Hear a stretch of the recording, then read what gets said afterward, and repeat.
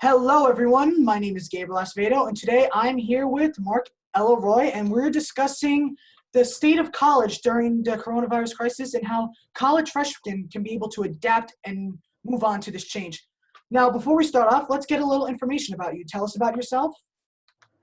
So I'm a sophomore in the Macaulay Honors Program at Hunter College. I'm 20. I'm double majoring in media studies and urban studies, so a combination of liberal arts and humanities and web and software development. And I'm also on the board of my school's radio station. And currently, I'm obviously learning from home and doing all of that. Well, yeah, of course, that's the state of many students currently, whether it is in your college or any others.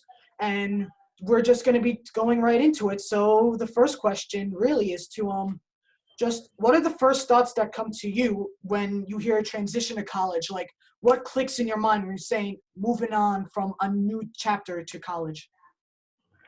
Well, I think the first thing that I think of, obviously, is kind of leaving two concurrent environments, the home environment or the environment that you live in, and the environment of your school, of your high school. And so for me, and for a lot of students, that happens at the same time. You move to a dorm or you move to on-campus housing and you start at a new school. For some people, that's not always the case because they live at home while they go to college.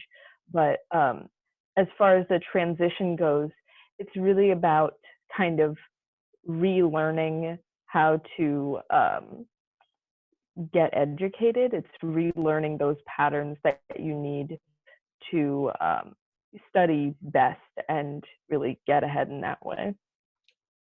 Yeah, you're mentioning these patterns, like these things. Like, can you go into detail on what are those patterns? What are those clicks going on to like get used to it? Sure. So in college, at least in my experience, you really get to make your own schedule.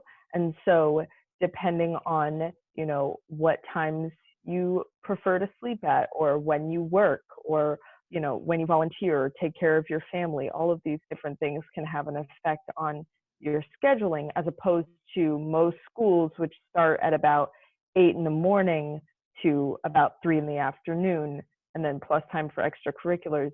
So learning how to schedule yourself is super important, especially if you want to set good habits as far as like healthy sleep schedules and healthy self-care schedules, which definitely college is the place for trial and error for that. Like, I know people who get 10 hours of sleep every night and 3 hours of sleep every night, and it's people make it work. However, but it's very different in that you really get to take control of your time kind of for the first time in your life, which is really awesome. Well, I get the best of both worlds with those sleep hours. Trust me. But another thing that I would like to dwell into is that that's like normal basis, like standard. Nothing is normal currently. Like, we still are in a lockdown. Schools are still like doing remote learning, and we don't know when it's going to end. And a lot of people are speculating 2021 or even going as crazy as 2022.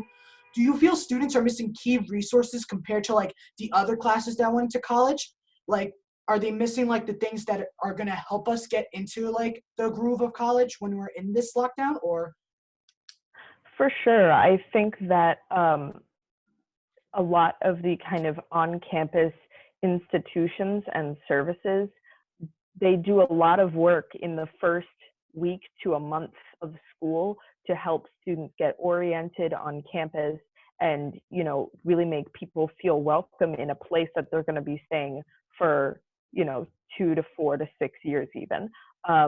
So I definitely think, all of those groups and institutions have to translate that welcoming ethos to the online world. And that's going to be a challenge. And I don't know that you might be missing out on meeting those people who you're going to be sharing your education with face to face. But I think it can be, I don't know, I think technology and how we use platforms like this are going to develop such that in the fall, even if we're not physically on campus, people can still feel welcome online.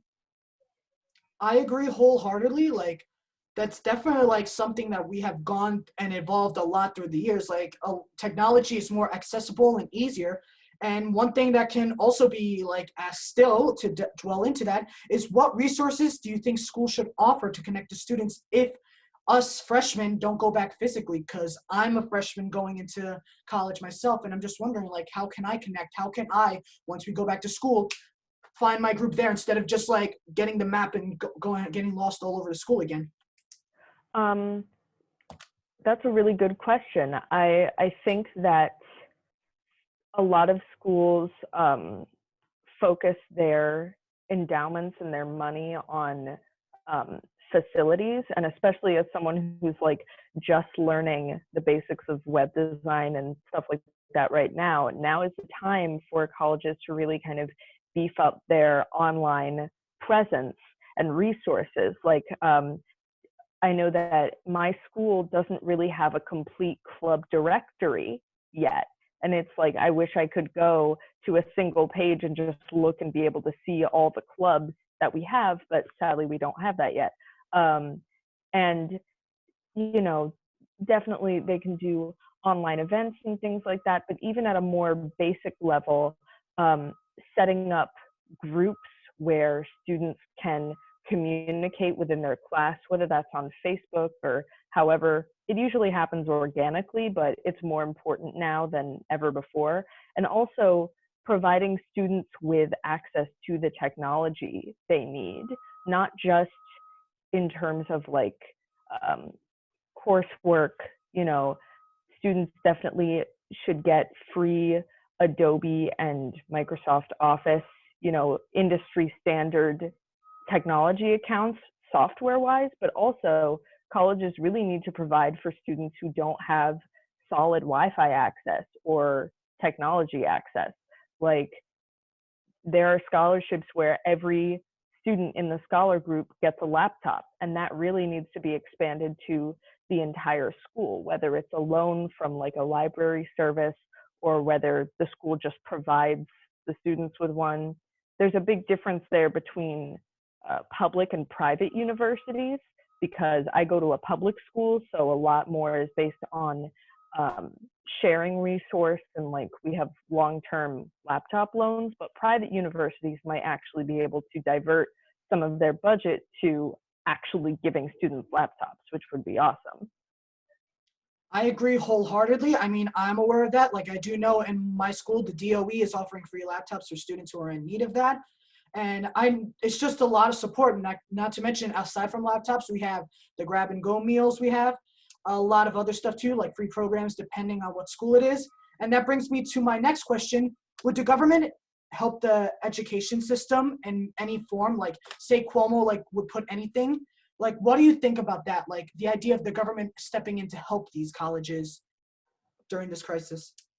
Um, I think I think that's huge, especially for CUNYs and SUNYs, the public schools in New York, because you know, so many of the students who go to those schools need the extra resource now that they're not able to physically be on campus.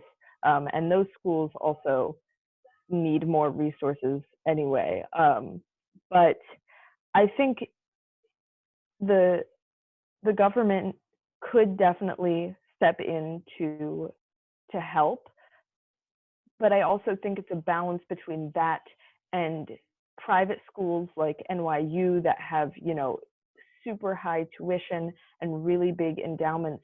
They really need to take a look at what they fund and how they organize their money, because like they can provide so much more for their students than just kind of the run of the mill stuff that we're all working with for free anyway.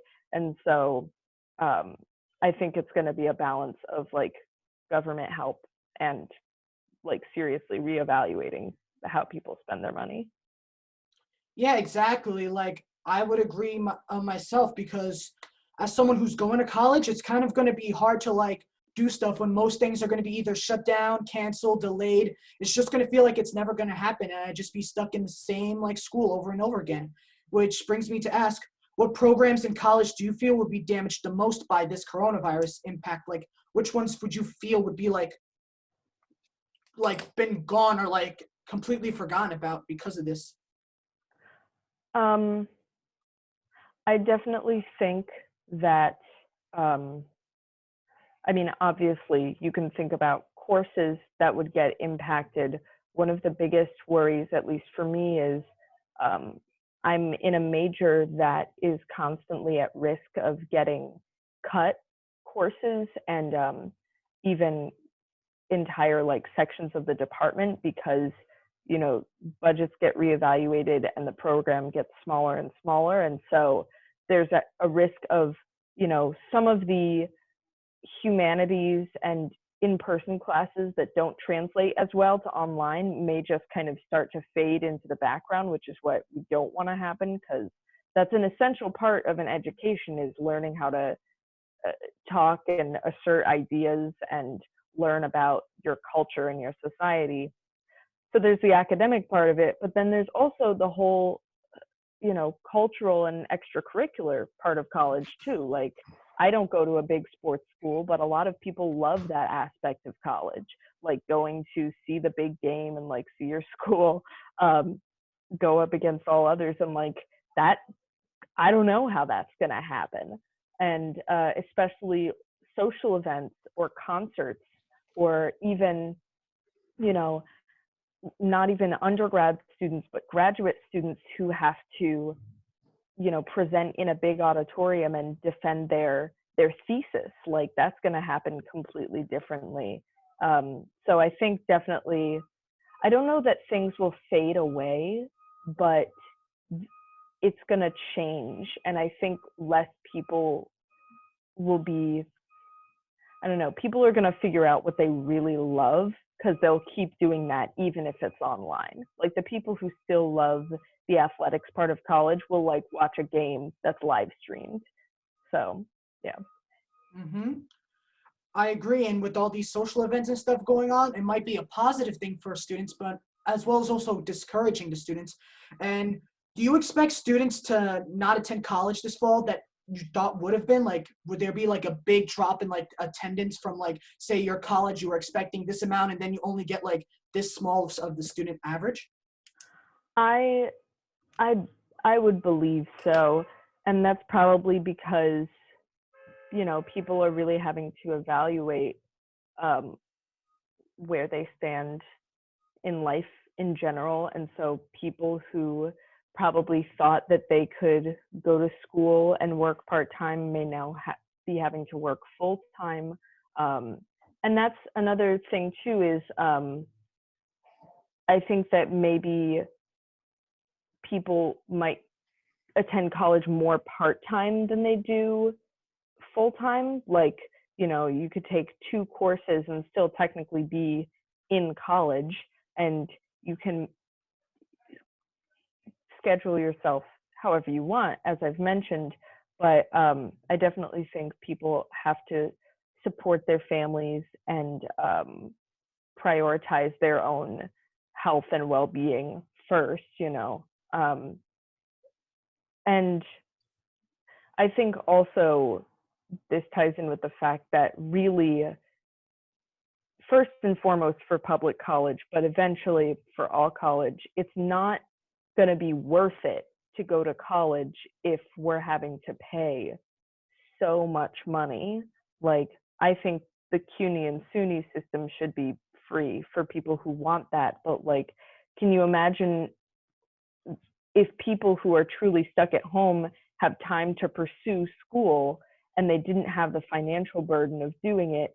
It would be so much better for all of us to not have to worry about those two kind of conflicting interests at once. So, yeah. Yeah, definitely. And even though there are students doing part-time, I remember reading an article from CBS News this morning that a lot of students are considering gap years. Do you think that's a smart thing to do, or do you think that will hinder their performance in the long run? I know plenty of people who took gap years and who have taken all sorts of breaks in getting their undergrad education, and it really doesn't affect um, performance per se. You know, how well you do in a given semester is entirely based on your having a job or your mental health or whether there's a global pandemic happening.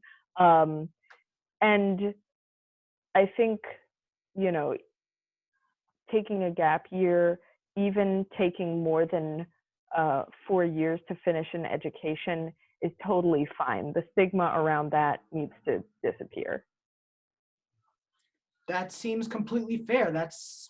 I have nothing to really say about that. But say we do return to school. Say Cuomo gives us the all clear that we're fine, things are doing great, and we're ready to get started into school physically. Do you think the atmosphere will be different, or like, do you think like it will just be like more tense, more eased up? How would you think the atmosphere will be like?